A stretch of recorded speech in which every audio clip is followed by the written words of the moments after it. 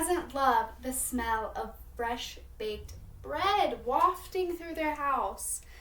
I know I do. Now, it took me a couple times to try and figure out what kind of bread I liked, what kind of recipes I liked, what would last longest in my house. And it boiled down to sourdough. Now, a lot of you are asking what's so important about sourdough.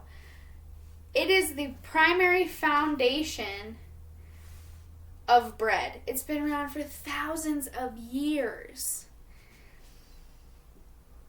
Now, it's also important because if you make it at home, you can have it on your shelf, on your countertop for 5 to 7 days. And normally when you buy a loaf at the store, it's moldy within 4 to 5 days, depends on what brand you buy. Or sometimes it says that the shelf life on it is not as long as it should be. Now, a lot of you are asking, what is sourdough? Why is it so important? It is a living culture of wild yeast and beneficial bacteria. Now, that sounds kind of crazy, but it is one of the most easiest and wonderful things that you can have in your kitchen when baking. I'm going to inform you guys on how to create and maintain a sourdough starter. I'm going to begin with a little bit of back history on sourdough and sourdough starters. And then I'll tell you some basic materials that you could need to get yourself started and some simple recipes that you can use. Now, sourdough and baking at home in general was not major common until the last couple of years. When the pandemic hit, it spiked a trend in at-home baking. Everybody had so much time on their hands, they didn't want to go out to the stores because of the self-distancing and things like that.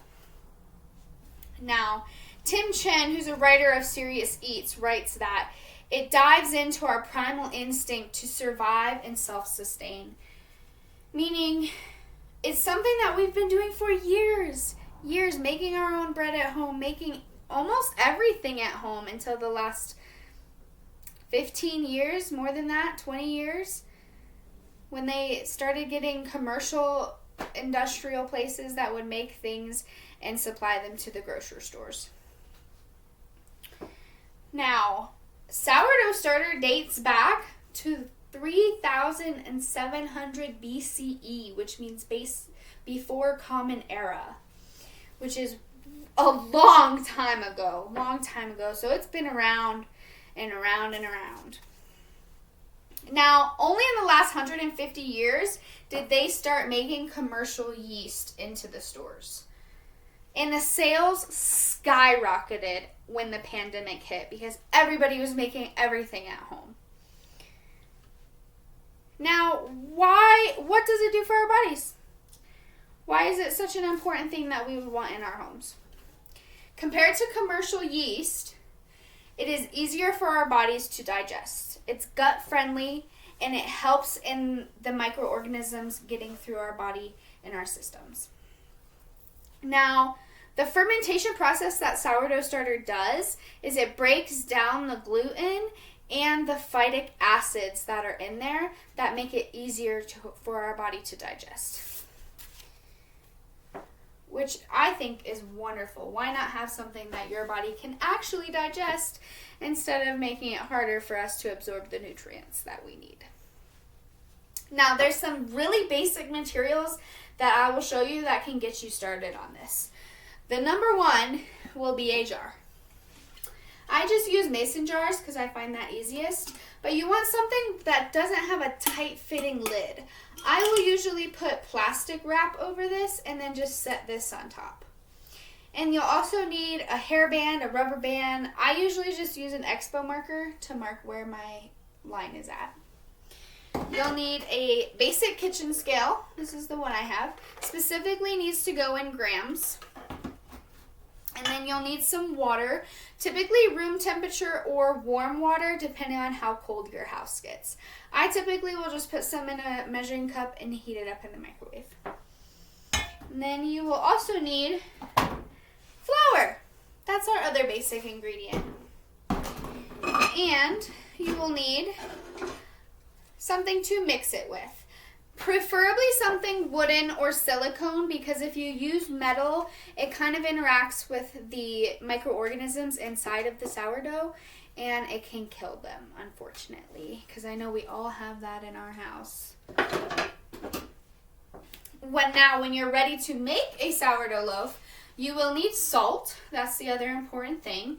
And this is called a Dutch oven. Now, you don't have to get as fancy and have to get yourself a Dutch oven, but you just need something that can go in the oven that has a lid, okay? And some parchment paper so it doesn't get stuck to it. Now, these are the basic ratios. It's typically 1 to 1 to 1. So first day is 50 grams flour, 50 grams water. Day 2 and 3 is 50 grams starter, 50 grams water, 50 grams flour. And you'll see some few bubbles bubbling up in there, nothing crazy. Day 4 and 5, I usually bump it up, 75 grams starter, 75 grams flour, 75 grams water. And you'll have some rising and falling, like it's bubbling up and then it goes back down. Then day 6 and 7 is when you can make your bread loaf. Day 6 and 7 is 75, 75, 75.